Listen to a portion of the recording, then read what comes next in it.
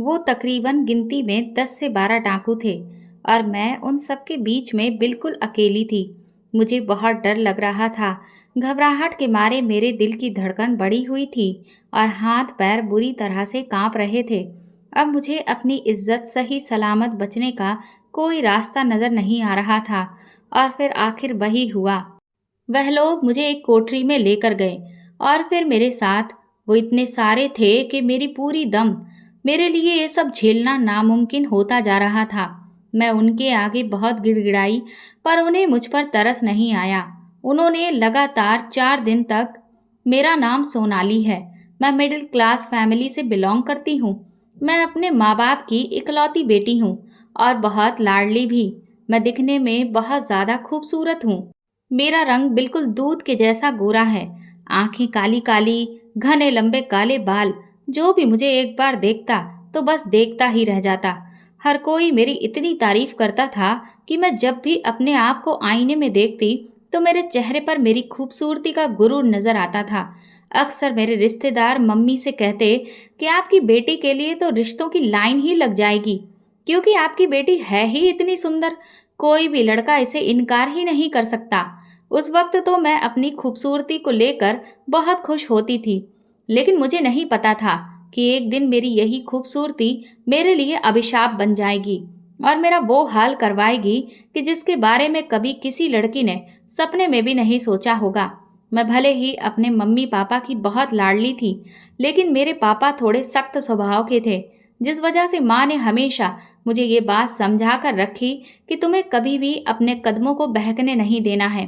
तुम्हारे पापा तुम्हें जितना पढ़ने लिखने की आज़ादी दे रहे हैं, उतनी आज़ादी वो तुम्हें अपने जीवन का फैसला लेने की शायद नहीं देंगे।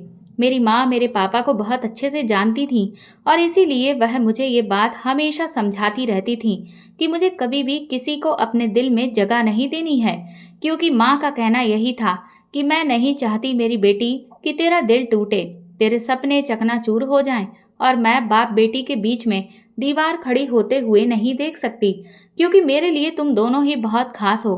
तुम दोनों मेरी जिंदगी हो और इसलिए मैं कभी भी तुम दोनों बाप बेटी को एक दूसरे के खिलाफ नहीं देख सकती।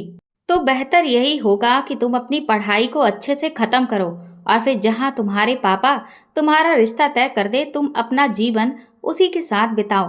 मैंने भी हमेशा माँ की इस बात को अपने दिमाग में रखा और इसीलिए मैं जब भी कॉलेज जाती थी तो वहाँ पर बहुत सारे ऐसे लड़के थे जो मुझसे दोस्ती करना चाहते थे। वो तरह तरह की तरकीबें भी अपनाते थे जिससे वह मुझे अपना दोस्त बना सके, लेकिन मैंने कभी भी किसी लड़के से दोस्ती नहीं की। यहाँ तक कि मेरी सभी सहेलियों के दोस्त थे और अक्सर कई बार तो ऐसा होता था कि मेरी सहेलियाँ जिस लड़के से दोस्ती करना चाहती थीं, वह उनकी जगह मुझ पर ज़्यादा ध्यान दे रहे होते थे। इससे मेरी सहेलियाँ मुझसे चिढ़ने लगती थीं। वह अक्सर कहती थीं कि अगर तुम इतनी खूबसूरत ना होती तो आज यही वैल्यू हमें मिल रही होती। मैं उन्हें समझाती कि तुम बेकार ही मुझसे जलती हो, जब मुझे इस सब में कोई रुचि ही नहीं है तो फिर इसमें मैं क्या करूं।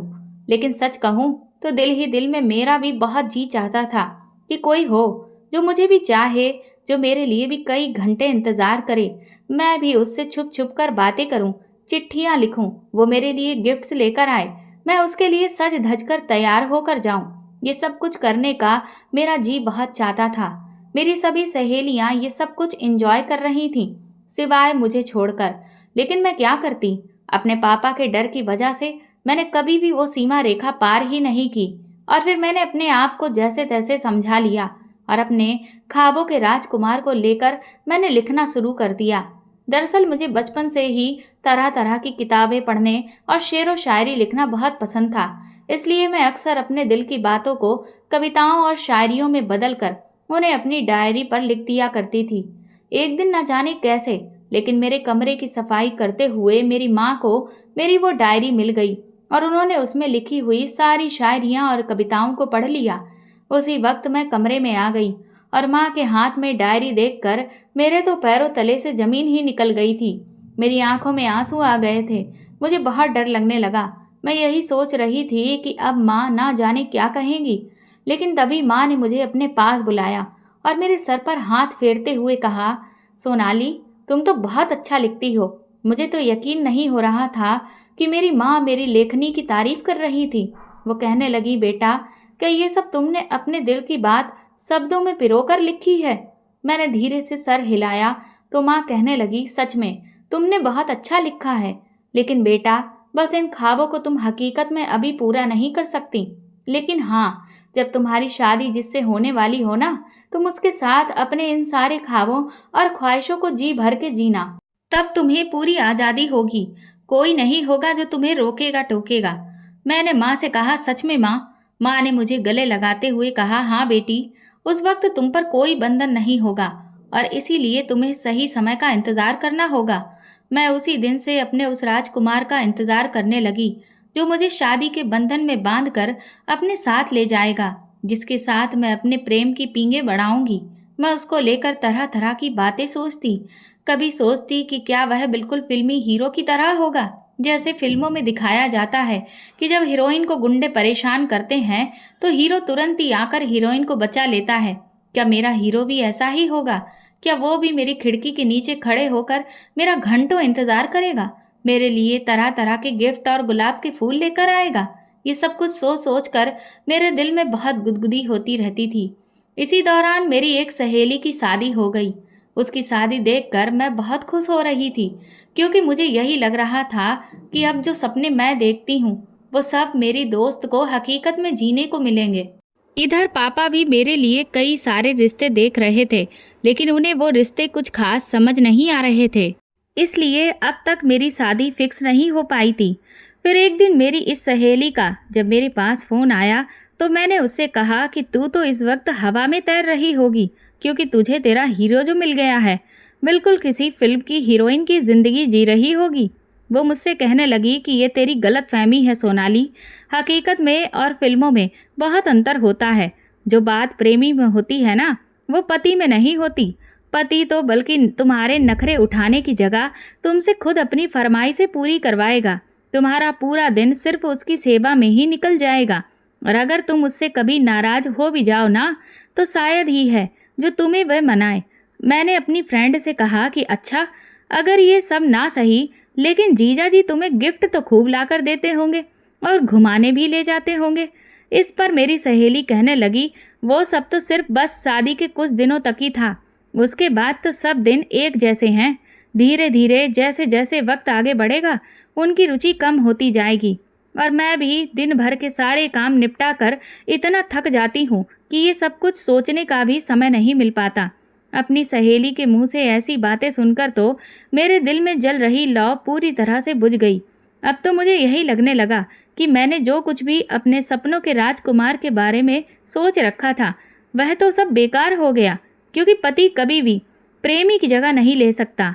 फिर मैंने सोचा कि मेरी सहेली कुछ नया तो नहीं कह रही है। यही सब तो मैं इतने सालों से अपने खुद के घर में अपनी माँ को पापा के लिए करते हुए देखते आ रही हूँ। मैंने आज तक कभी नहीं देखा कि पापा ने मम्मी को कभी कोई सरप्राइज़ दिया हो, या वह कभी उनके साथ इस तरह से पेश आ रहे हों जैसे कि एक प्रेमी पेश आता है। वह दोनों तो बस सिर्फ अपनी अपनी जिम्मेदारियां निभा रहे हैं। ये ख्याल आते ही मेरा मन बहुत ज़्यादा उदास हो गया। मेरा जी तो किया कि मैं अपनी डायरी में लिखे हुए उन पन्नों को फाड़ कर फेंक दूं जिनमें मैंने अपने ख्वाब लिखे थे, लेकिन फिर सोचा कि चलो, असल में ना सही, कम से कम ख्यालों की दुनिया में तो मैं इन एहसासों को जी पाऊँ। इसलिए उन पन्नों को संभाल कर रखती हूँ, ताकि बार बार उन्हें पढ़कर खुद के दिल को तसल्ली देती रहूँगी। कुछ ही दिनों के बाद पापा को एक लड़का पसंद आ गया और जल्दी ही हमारी मंगनी भी हो गई। मेरे होने वाले पति का नाम अर्जुन था। अर्जुन एक एनएसजी कमांडो थे। ये बात जिस किसी को भी पता चली वो बहुत ही खुश हुआ और बहुत फक्र कर रहा था। मेरे पापा को लोग बार बार बधाइयाँ दे रहे थे और बहुत भाग्यशाली बता रहे थे कि उनका दामाद एक आर्मी मैन है। लेकिन सच कहूँ तो मुझे इस बात की बहुत ज़्यादा खुशी नहीं थी, क्योंकि मैंने अब तक जितने भी लोगों को ऑब्ज़र्व किया था, मैंने देखा था कि जो आर्मी मैन होते हैं वह बहुत ही कम रोमांटिक होते हैं और वह अपने जीवन साथी को उतना टाइम भी नहीं दे पाते। मुझे बार बार यही लग रहा था कि मेरे पति बहुत ही खड़ूस किस्म के होंगे, और फिर मेरा ये डर सही साबित भी हुआ, क्योंकि हमारी मंगनी को 1 हफ्ता हो गया था, पर अर्जुन का एक बार भी मेरे पास कोई फ़ोन नहीं आया था। मैंने अपनी तरफ से 1-2 बार पहल करने की कोशिश भी की, तो वह बहुत ज़्यादा देर तक मुझसे बात ही नहीं कर पाए, क्योंकि सिर्फ मैं ही उनसे जो पूछ देती थी, वह बस उसी बात का जवाब देते थे। उसके अलावा वह ज़्यादा कुछ बात ही नहीं करते थे। इससे मेरा दिल बहुत उदास रहने लगा था और मुझे डर सताने लगा था कि मैं एक ऐसे इंसान के साथ अपनी पूरी ज़िंदगी कैसे गुजारूंगी भला। लेकिन अब कुछ नहीं हो सकता था, ये शादी तो होनी ही थी और मैं पापा से भी कुछ नहीं कह सकती थी। मैं हर बार भगवान से इस बात की शिकायत करती कि आपने मेरा ऐसा क्यों नसीब लिखा है। कहाँ तो मैं किसी फिल्मी हीरो के सपने देखा करती थी कि मेरा होने वाला पति ऐसा होगा वैसा होगा, लेकिन यहाँ तो सब कुछ उल्टा था।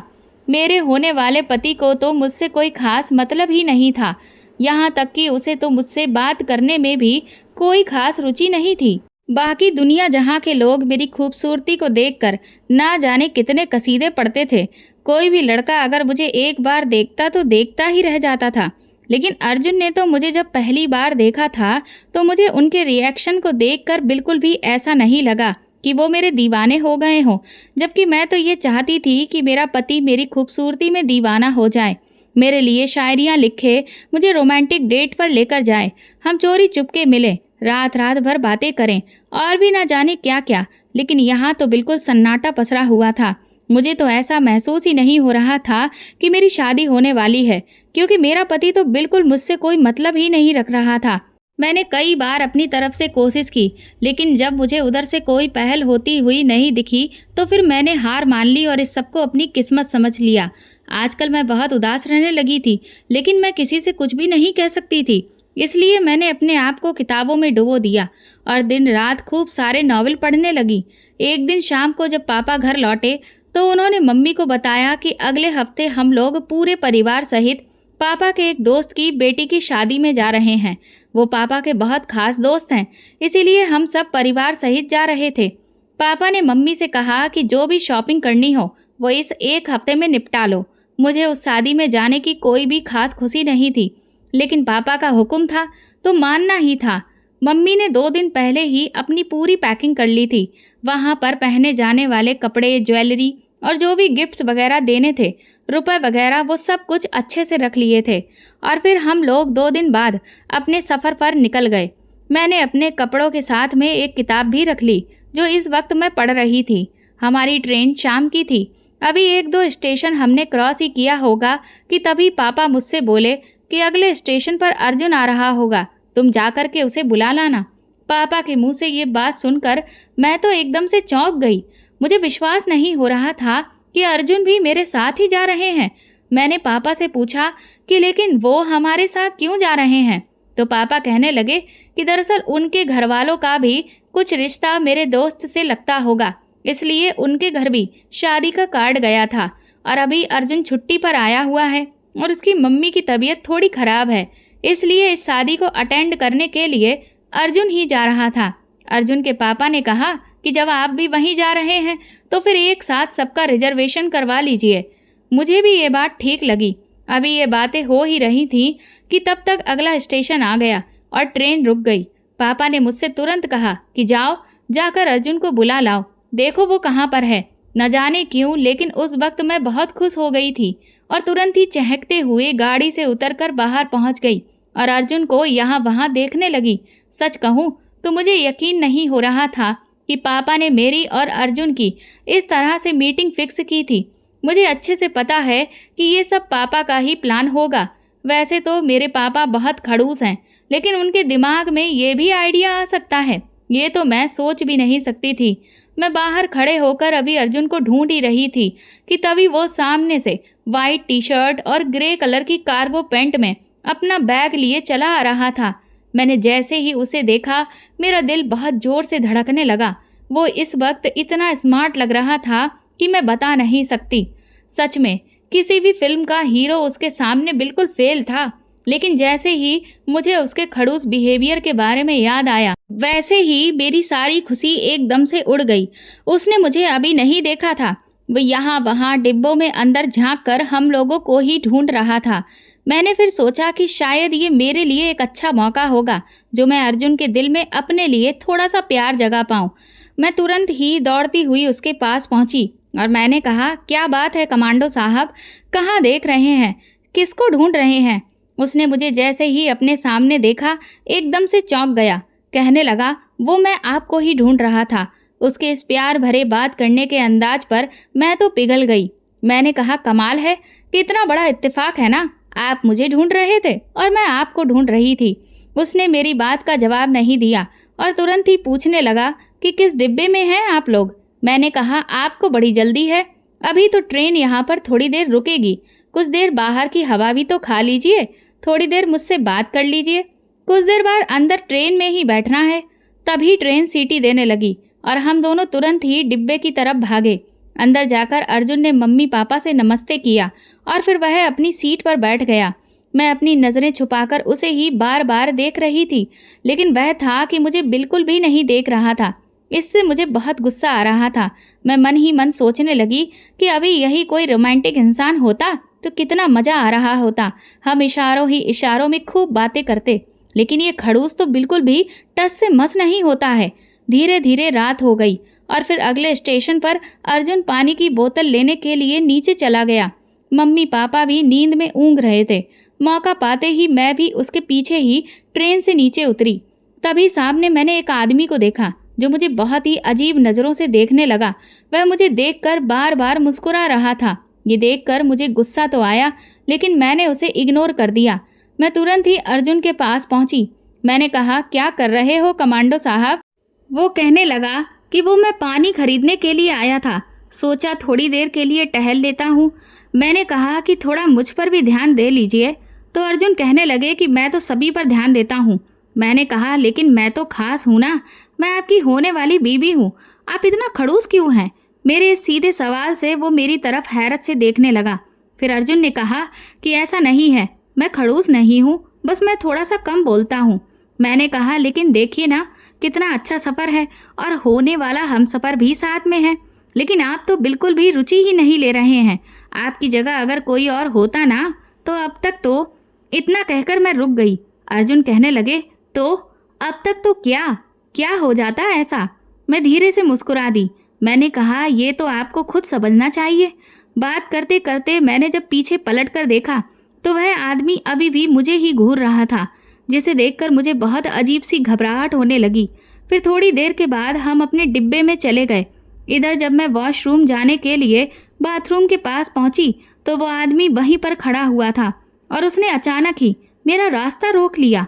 मैं उस पर जोर से चिल्लाई, लेकिन वो सामने से नहीं हटा और उसने अचानक अपना हाथ मेरे गाल की तरफ बढ़ाया, जिससे मुझे गुस्सा आ गया और मैंने खींचकर उसके एक तमाचा जड़ दिया। लेकिन उस पर तो जैसे कोई असर ही नहीं हुआ था। वो उसी जगह पर ढीठ बनकर खड़ा रहा। मुझे उस आदमी को देखकर बहुत गुस्सा आ रहा था, लेकिन घबराहट भी होने लगी। तभी अचानक से वो वहाँ से हटकर एक साइड में खड़ा हो गया। मुझे समझ नहीं आया कि जब ये मेरे थप्पड़ मारने पर यहाँ से नहीं हटा तो अचानक बिना कुछ कहे कैसे हट गया। तभी पीछे से मेरी एक आवाज़ आई। वो आवाज़ अर्जुन की थी। अर्जुन ने कहा, क्या हुआ सोनाली? मैंने तुरंत पीछे पलटकर देखा तो अर्जुन मेरे काफ़ी करीब आ गया था। उसे देखकर मैंने राहत की सांस ली, लेकिन मैंने उसे कुछ भी नहीं बताया। मैं नहीं चाहती थी कि बिना बात कोई हंगामा खड़ा हो, क्योंकि इस तरह के छिचोरे लोग तो हम लड़कियों को आए दिन मिलते ही रहते हैं। आखिर इनसे कब तक उलझा जाए? अर्जुन को मैंने बहाना बना दिया कि कुछ नहीं, और फिर मैं चुपचाप वॉशरूम में चली गई। जब तक मैं बाहर नहीं निकली तब तक अर्जुन बाहर ही खड़ा रहा। ये देखकर मुझे बहुत अच्छा लगा कि अर्जुन को मेरी इतनी फिक्र है। रात इधर काफ़ी हो चुकी थी। लगभग काफ़ी सारे लोग ट्रेन में सो रहे थे। मम्मी पापा भी सो गए थे। अर्जुन चाहता तो वह भी सो जाता, लेकिन उसे मेरी फिक्र थी। इसके बाद मैं वापस अपनी सीट पर जाकर लेट गई और इधर अर्जुन भी लेट गया था, लेकिन मुझे नींद ही नहीं आ रही थी। बार बार अजीब अजीब तरह की शरारतें सूझ रही थीं कि तभी अचानक से ट्रेन एक जगह बीच रास्ते में रुक गई। डिब्बे में हलचल सी होने लगी और काफ़ी सारे यात्री उठकर बैठ गए और सब एक दूसरे से सवाल करने लगे कि भला ट्रेन यहाँ पर क्यों रुक गई है। उसके बाद कुछ लोगों ने टीटी से पता करके बताया कि आगे रूट में कोई दिक्कत आ गई है। इस वजह से ट्रेन को यहाँ कुछ घंटे के लिए रोका गया है। अब तो मुझे और भी ज़्यादा बोरियत लग रही थी। मैंने देखा कि मम्मी पापा अभी भी सो रहे थे, इसलिए मैं धीरे से अपनी बर्थ से नीचे उतरी और अर्जुन की चादर खींची, लेकिन उसने वापस से चादर को चेहरे से ओढ़ लिया। मैंने फिर एक बार उसकी चादर खींची तो इस बार उसने आंखें खोलकर जब देखा तो मैंने उसे अपने साथ चलने का इशारा किया। वो मुझे मना करने लगा और कहने लगा कि मैं भी चुपचाप लेटकर सो जाऊं। मुझे गुस्सा आ गया। मैंने उसे नाराजगी वाले एक्सप्रेशन दिए और अपना नॉवेल लेकर मैं बाहर एक सीट पर आकर बैठ गई। ट्रेन के और भी बहुत सारे लोग बाहर उतरकर टहल रहे थे। ये कोई रेलवे स्टेशन नहीं था, लेकिन एक ऐसी जगह थी जहां पर काफ़ी सारी सीमेंट की सीटें बनी हुई थीं, इसलिए लोगों को घूमने के लिए एक सही जगह मिल गई थी। मैं भी वहीं पर जाकर अपना नॉवेल पढ़ने लगी। मुझे बहुत गुस्सा आ रहा था कि अगर अर्जुन मेरे कहने से एक बार आ जाता तो ना जाने क्या बिगड़ जाता, पर उसे तो जैसे कोई रुचि ही नहीं है।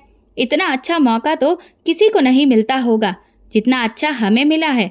थोड़ी ही देर के बाद वही आदमी जो मुझे घूर घूर कर देख रहा था, वो सामने डिब्बे से उतरकर मेरी तरफ बढ़ने लगा। मेरी जैसे ही उस पर नज़र पड़ी, तभी अचानक से मेरे अंदर डर की लहर दौड़ गई। वो अपने कदम बढ़ाते हुए मेरी तरफ ही आगे बढ़ रहा था।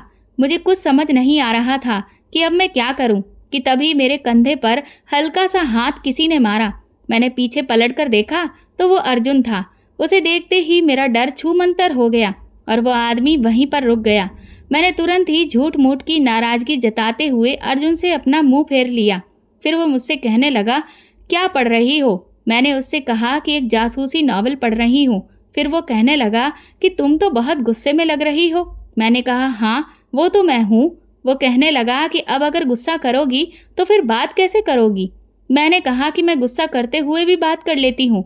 फिर वो मुझसे पूछने लगा कि अच्छा बताओ, तुम इसमें क्या पढ़ रही हो? तो मैंने उसे इंटरेस्ट से बताना शुरू किया कि अभी इस नॉवल में इस लड़की को किडनैप किया गया है और उसका प्रेमी उसे ढूंढ रहा है, पर वो उसे ढूंढ ही नहीं पा रहा क्योंकि वो लड़की इतनी बेवकूफ़ है कि उसने जरा सा भी दिमाग ही यूज़ नहीं किया। अर्जुन कहने लगा कि अच्छा, तुम्हें ऐसा क्यों लगता है? वह बेचारी तो खुद किडनैप हो गई, तो भला वह क्या कर सकती है? मैंने कहा कि वो ये कर सकती थी कि जब किडनैपर उसे लेकर जा रहा था तो वो सुराग के तौर पर अपनी कोई ज्वेलरी रास्ते में कहीं पर भी छोड़ सकती थी, जिसे पुलिस या फिर उसका प्रेमी उसका पीछा करते हुए आराम से उस तक पहुंच सकते थे। लेकिन उसने बिल्कुल भी अपना दिमाग ही यूज़ नहीं किया। अर्जुन से कहने लगा, अच्छा तो इसका मतलब तुम अपने आप को बहुत होशियार समझती हो। मैंने कहा कि वो तो मैं हूँ ही। इतना कहकर हम दोनों खिलखिलाकर हंसने लगे। आज सगाई के इतने दिनों बाद पहली बार मुझे अर्जुन के साथ ऐसा महसूस हो रहा था कि वह शायद उतना भी बुरा नहीं है जितना मैं उसे समझ रही थी। इसके बाद अर्जुन कहने लगा कि तुम पूछ रही थी ना कि मैं खड़ूस क्यों हूँ। दरअसल मैं खड़ूस नहीं हूँ, बस ये मेरा नेचर है कि मैं थोड़ा कम बोलता हूँ। लेकिन ये तो अच्छा है ना, क्योंकि जब मैं कम बोलूँगा तभी तो तुम्हें ज़्यादा बोलने का मौका मिलेगा। अर्जुन की ये बात सुनकर मैं हैरानी से उसे देख रही थी। सच कहूँ तो उसने बिल्कुल सही बात कही थी, क्योंकि मैं बहुत ज़्यादा बातूनी हूँ और अगर मेरी तरह अर्जुन भी बातूनी होता तो फिर कौन किसकी बात सुनता, और फिर तो जहाँ तक है हमारा झगड़ा ही हो जाता। मैंने अर्जुन से कहा, वाह कमांडो साहब, आपने तो बड़े ही पते की बात की। इसके बाद हम अपनी कुछ शरारतों वाली बातें करते रहे। जैसे जैसे मेरा वक्त उसके साथ बीत रहा था, मुझे एहसास हो रहा था कि पापा ने सच में मेरे लिए बिल्कुल वही राजकुमार खोजा है जिसकी तलाश मैं अब तक करती आई थी। ये वही लड़का है जिसके बारे में मैं अपनी कविताओं और शायरियों में लिखा करती थी। थोड़ी ही देर के बाद ट्रेन का रूट क्लियर हो गया और गाड़ी सीटी देने लगी। अर्जुन तुरंत ही मेरा हाथ पकड़कर मुझे गाड़ी में लेकर गया और मुझसे कहने लगा कि अब मुझे बिना बताए यहाँ वहाँ कहीं भी मत जाना। मैंने उससे कहा, जो हुक्म मेरे आका। इसके बाद मैं अपनी सीट पर जाकर लेट गई। रात अभी काफ़ी बाकी थी। हम लोग सुबह तड़के पहुँचने वाले थे। करीब 1-2 घंटे की नींद लेने के बाद मेरी आंख फिर से खुल गई। ट्रेन में ठीक से नींद ही नहीं आ रही थी, या फिर ये कहूँ कि बार बार अर्जुन का ख्याल मन में आ रहा था, इसलिए मेरी नींदें उड़ चुकी थीं। अभी मैं ये सब सोच ही रही थी कि तभी कुछ देर में अर्जुन भी उठा और उसने मुझे इशारा किया कि वो वॉशरूम जा रहा है। और फिर तकरीबन 10 मिनट हो गए, लेकिन अर्जुन वापस ही नहीं लौटा। मैंने सोचा कि उसे बहुत टाइम लग रहा है, मुझे भी एक बार जाकर उसे देखना चाहिए। मैं जैसे ही अपनी बर्थ से नीचे उतरी, तभी अचानक से गाड़ी में हड़कंप मच गया।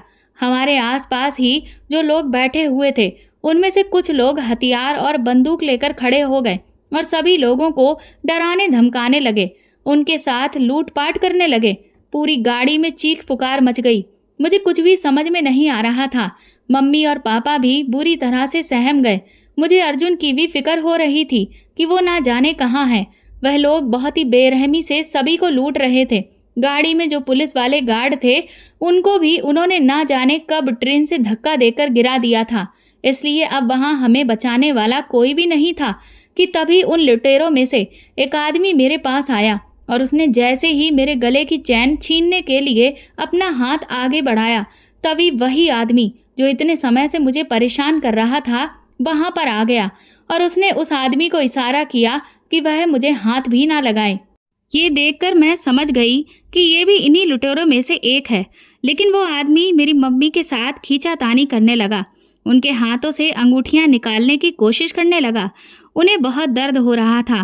पापा भी उनसे भिड़ गए तो उन्होंने मेरे पापा के सर पर बहुत तेज वार किया, जिससे उनके सर से खून निकलने लगा और वह वहीं बेहोश होकर गिर पड़े। ये देखकर मुझे गुस्सा आ गया और मैं उनसे भिड़ गई, पर उसने मुझे भी खींचकर एक तरफ फेंक दिया, जिससे मेरा हाथ बुरी तरह से छिल गया था। मैं जैसे ही दोबारा उठी कि तभी वहां अर्जुन आ गया। अर्जुन को मैंने जैसे ही देखा तो मैं दंग रह गई। उसके भी कई जगह से खून निकल रहा था। वो भी जख्मी था। उसने उन लोगों को बहुत बुरी तरह से मारा। अर्जुन को काबू करना उन सबके लिए बहुत मुश्किल हो रहा था। मैंने देखा कि अर्जुन ने उन लुटेरों के कई सारे आदमियों को पहले ही ढेर कर दिया था।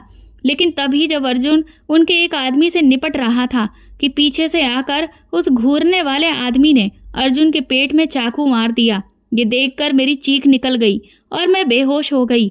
और जब मुझे होश आया तो मेरे पैरों तले से जमीन ही निकल चुकी थी, क्योंकि मैं ट्रेन में नहीं थी बल्कि उन सभी डाकुओं के बीच में घिरी हुई थी। उनकी गाड़ी में बैठी हुई थी। वो लोग मुझे ना जाने कहाँ लेकर जा रहे थे।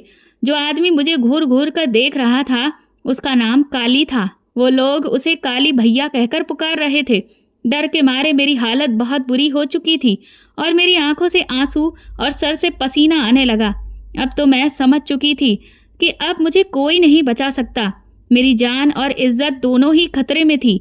वो काली मुझे होश में देखते ही मुस्कुराने लगा, कहने लगा, मैं तो कब से तुम्हारे होश में आने का इंतजार कर रहा था।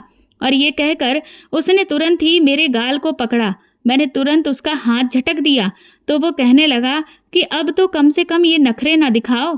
देखो, तुम्हें मैं बहुत चाहता हूँ। तुम मुझे एक नज़र में ही भा गई थी, इसीलिए तो देखो मैं तुम्हें अपने साथ ले आया। इसलिए अब ये नाराज़गी छोड़ो।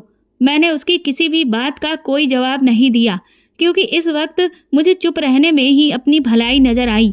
मैं बार बार अर्जुन के बारे में सोच रही थी, क्योंकि इन लोगों ने अर्जुन के पेट में चाकू मार दिया था। न जाने अर्जुन किस हाल में होगा। बार बार मुझे इस बात का डर सता रहा था कि कहीं अर्जुन को कुछ हो तो नहीं गया होगा। एक अर्जुन ही था जिसके लिए मुझे उम्मीद थी कि शायद वह मुझे बचा लेता, लेकिन ये लोग मुझे ना जाने कब और कहाँ लेकर आ गए हैं। अर्जुन अगर सही सलामत भी होगा तो वह यहाँ आ ही नहीं सकता है। मैं बार बार दिल ही दिल में भगवान को याद कर रही थी। पुलिस से भी मुझे कुछ खास उम्मीद नहीं थी, क्योंकि अपने देश में पुलिस का हाल क्या है ये तो सभी जानते हैं। फिर वह लोग आपस में लूटे हुए माल को बांटने को लेकर बात करने लगे और कहने लगे कि इस बार सबसे लंबा हाथ मारा है हमने। पिछली बार जिस बारात को हमने लूटा था, उससे भी कई ज़्यादा गुना इस बार माल हाथ लगा है। उनकी इस बात से मुझे कुछ महीनों पहले के अखबार की सुर्खियां याद आने लगीं, जिसमें काली नाम के ही डाकू और उसके गैंग के बारे में लिखा हुआ था। इस पूरे गिरोह के ऊपर पुलिस ने लाखों का इनाम लगा रखा था, लेकिन अभी तक इन्हें पकड़ने में पुलिस को कोई भी कामयाबी नहीं मिली थी, जबकि ये लोग बड़ी ही आसानी से अपनी लूटपाट को अंजाम देकर पुलिस से बचकर निकल जाते थे। अब तक ना जाने कितने ही लोग इनका शिकार हो चुके थे। उस खबर को याद करके अब तो मेरे रोंगटे खड़े हो गए थे, क्योंकि ये लोग बहुत खतरनाक थे। ये ना सिर्फ लूट-पाट करते थे, बल्कि लड़कियों के साथ भी वो करते थे, जिसको सुनकर किसी की भी रूह काँप जाए। और अपना काम खत्म होने के बाद ये लड़कियों को अपने रास्ते से हटा देते थे, ताकि पीछे कोई भी ऐसा गवाह ना छूटे जो इनके बारे में पुलिस को कुछ भी बता सके। मुझे मेरी मौत सामने ही नजर आ रही थी, पर मैंने फिर भी खुद को हिम्मत देने की कोशिश की। काफी दूर आगे जब जंगल शुरू हुआ, तो एक बीहड़ इलाके में मुझे सामने बहती हुई एक नदी नजर आई। मैंने उसे देखते ही तुरंत उस काली से कहा कि मुझे बहुत तेज प्यास लगी है। मेरी बात सुनकर उसने गाड़ी रोकने को कह दिया। उसके बाकी के साथी उससे कहने लगे कि इस लड़की से तुम्हें जो भी काम है वो जल्दी से निपटाओ और इसे यहीं खत्म करो, क्योंकि इस लड़की को साथ में लेकर घूमना हमारे लिए किसी भी खतरे से खाली नहीं है। पर काली ने उन सब की किसी भी बात का कोई जवाब नहीं दिया और मुझे नदी में पानी पीने के लिए भेज दिया। मैं नदी के पास पहुंची तो मुझे समझ में नहीं आ रहा था कि मैं अब क्या रास्ता निकालूं, क्योंकि यहाँ से अगर मैं भागती भी तो भी वह मुझे आराम से पकड़ लेते। इसलिए भागने का तो कोई फायदा ही नहीं था। मैंने हाथ मुंह धोया और थोड़ा सा पानी पिया। फिर अपने हाथ की चूड़ियां निकालकर मैंने चुपके से वहीं पर रख दी और तुरंत ही पलटकर वापस उनकी गाड़ी में जाकर बैठ गई। काफी दूर निकल जाने के बाद अचानक उनकी गाड़ी खराब हो गई, तो फिर वह लोग मुझे लेकर पैदल ही आगे निकल पड़े।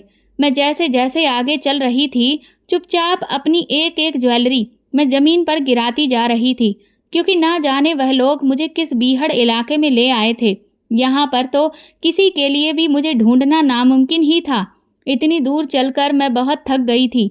मैंने उनसे कई बार कहा कि मुझसे अब और चला नहीं जाता, लेकिन वह लोग जबरदस्ती ही मुझे घसीटे लिए जा रहे थे। फिर कुछ दूर आगे जाकर सामने एक झोपड़ी दिखाई दी। उन्होंने वहां पर रह रहे पति पत्नी को बंदूक की नोक से डरा धमकाकर अपने घर को खाली करने के लिए कह दिया और मुझे ले जाकर अंदर बिठा दिया। मैं बार बार अर्जुन के बारे में सोच रही थी, क्या अर्जुन मुझे बचाने के लिए आएगा? फिर मैं यही सोचने लगी कि ये सब तो सिर्फ फिल्मों में होता है। असल जिंदगी में इतने सारे डाकुओं से अपनी होने वाली पत्नी को बचाने के लिए कोई भी नहीं आता। मैं तो अर्जुन की प्रेमिका भी नहीं हूँ। अभी तो हमारी ठीक से कोई बातचीत भी नहीं हुई थी और ना अभी कोई उसे मुझसे इतना प्यार हुआ था कि वो मेरी खातिर इतनी दूर चला आए। अब मुझे ही खुद को बचाने के लिए कुछ करना था। मैं अभी बैठी हुई ये सब सोच ही रही थी कि तभी वो काली हाथ में खाना लिए हुए मेरे पास आ गया और मुझे अपने हाथ से खाना खिलाने की कोशिश करने लगा। मैंने वो खाना उठाकर फेंक दिया तो उसने खींचकर मेरे गाल पर एक तमाचा मारा और कहने लगा कि तुम मेरे बारे में जानती भी हो। तुम जो मुझे इतने नखरे दिखा रही हो ना, वो सिर्फ इसलिए क्योंकि मैं तुम्हें पसंद करता हूँ, वरना इससे पहले तो तुम्हारे जैसी ना जाने कितनी ही लड़कियों का मैंने वो हाल किया है जो तुम कभी सपने में भी नहीं सोच सकती हो। इसीलिए कह रहा हूँ कि चुपचाप प्यार से मान जाओ, वरना अगर मैंने अपना आपा खो दिया तो तुम्हारे लिए बिल्कुल भी अच्छा नहीं होगा। उस झोपड़ी में रहते हुए मुझे लगभग 1 दिन हो चुका था। जैसे ही अगला दिन हुआ, वो काली मेरे पास आ गया। बाकी के उसके साथी बार बार उसे यही समझा रहे थे कि वो अपना मतलब पूरा करे और मुझसे अपनी जान छुड़ाए, लेकिन काली कहने लगा कि मैं इस लड़की से शादी करना चाहता हूँ और अपना घर बसाकर अब आराम की जिंदगी बिताना चाहता हूँ। आखिर कब तक हम लोग इसी तरह से पूरी जिंदगी लूट पाट करते रहेंगे? काली के मुंह से ये बात सुनकर मेरे होश उड़ गए थे। वो मुझसे कहने लगा कि देखो, मैं कितना काला हूँ और तुम कितनी गोरी हो। तुम्हारी खूबसूरती देखने के बाद ही मुझे इस बात का ख्याल आया कि अगर मुझे अपने बच्चे सुंदर चाहिए तो तुमसे बेहतर मेरे लिए कोई भी नहीं हो सकता। उसकी ये बात सुनकर मुझे अपनी उस खूबसूरती से घिन आने लगी, जिसको आईने में देखकर मैं गुरूर महसूस करती थी। आज इस खूबसूरती की वजह से ही मैं इस भयानक मुसीबत में पड़ चुकी थी। वो कहने लगा कि मेरा रंग देखकर ही हर कोई मुझे दुत्कार देता था, लेकिन मैं नहीं चाहता कि मेरे बच्चों के साथ यही हो। और तुम ना सिर्फ खूबसूरत हो, बल्कि तुम में जोश भी बहुत है।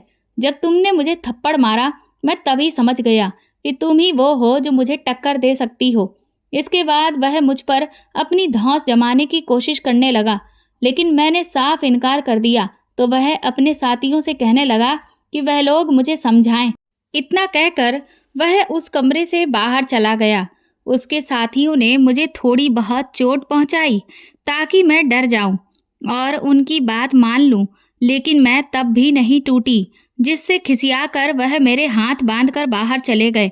दोपहर के वक्त जब वह सभी आलस से भरे हुए ऊँघ रहे थे, तब मुझे ये सबसे बेहतर मौका लगा यहाँ से भाग जाने का। मैंने तुरंत ही आसपास नजर दौड़ाई तो मुझे एक हंसिया पास में ही भूसे के ढेर में दबा हुआ दिखा। मैंने जैसे तैसे उसे अपने हाथ की रस्सी को काट कर खोल लिया और चुपके से उस कमरे में बने एक लकड़ी के बंद दरख्त को खोलकर मैं बाहर निकल गई। मैं बेतहाशा दौड़ती ही चली जा रही थी, पर मैं हद से ज्यादा थक चुकी थी कि तभी जैसे ही मैं एक जगह चुपचाप आराम करने के लिए बैठी, मुझे काली और उसके आदमियों की आवाज सुनाई दी। इसका मतलब उन्हें पता चल चुका था कि मैं उनकी गिरफ्त से भाग चुकी हूँ और वह लोग मुझे आवाज दे देकर ढूंढ रहे थे। वो मेरा मजाक उड़ा रहे थे, कह रहे थे कि उन्हें इस खेल में बहुत मजा आ रहा है, इसीलिए जितना भागना चाहती हो भाग लो, लेकिन तुम हमारी पकड़ से कभी नहीं छूट पाओगी।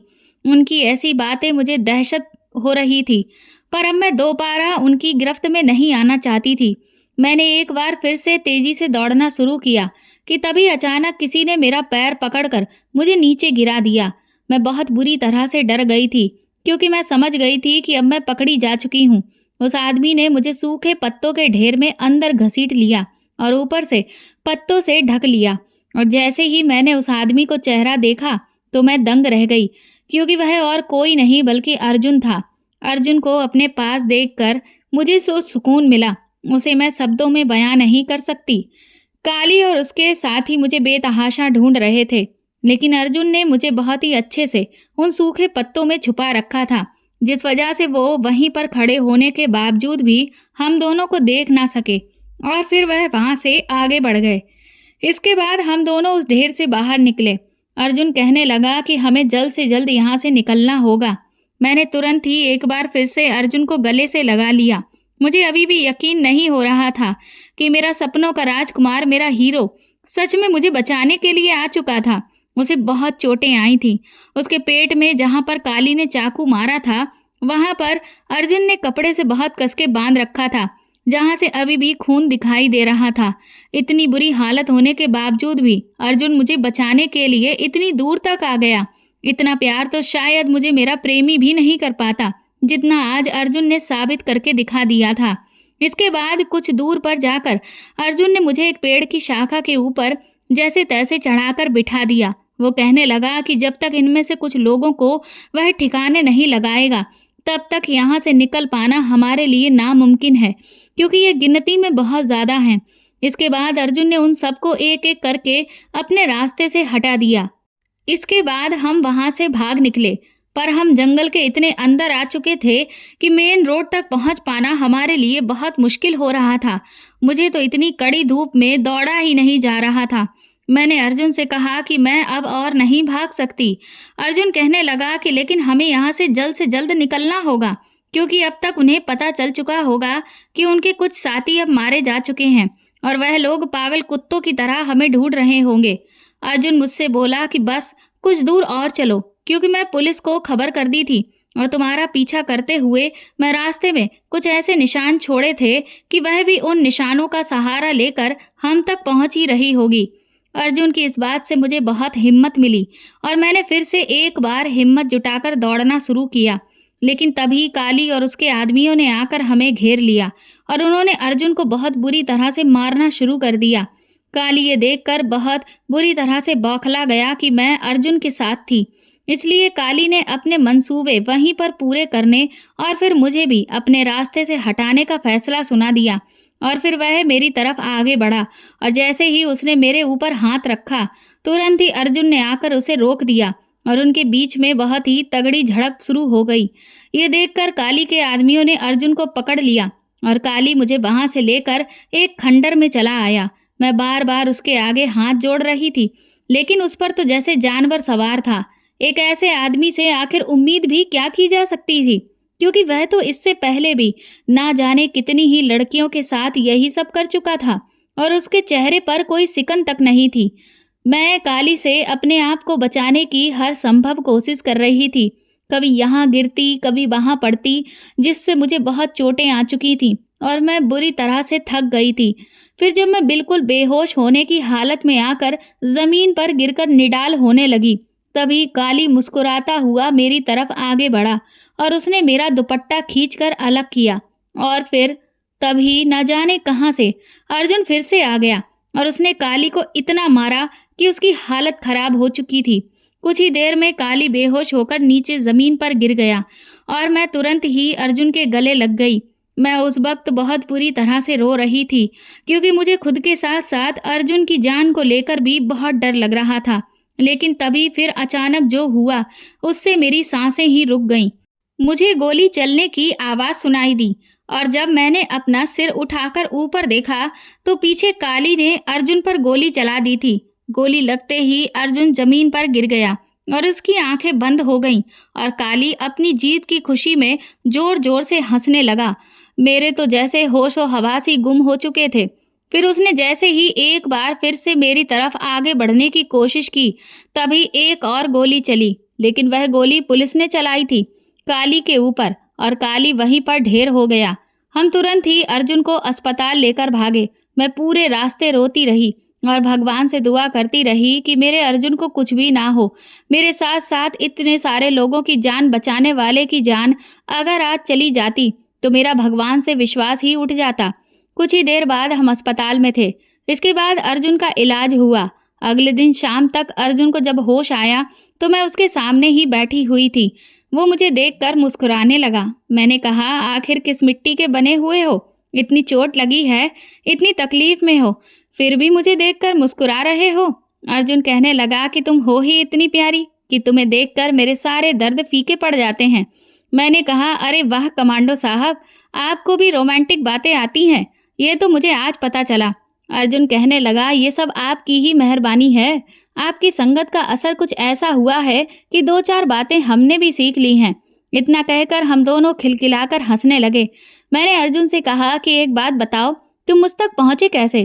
तो अर्जुन ने कहा कि अरे, तुमने ही तो अपनी निशानियां छोड़ी थी।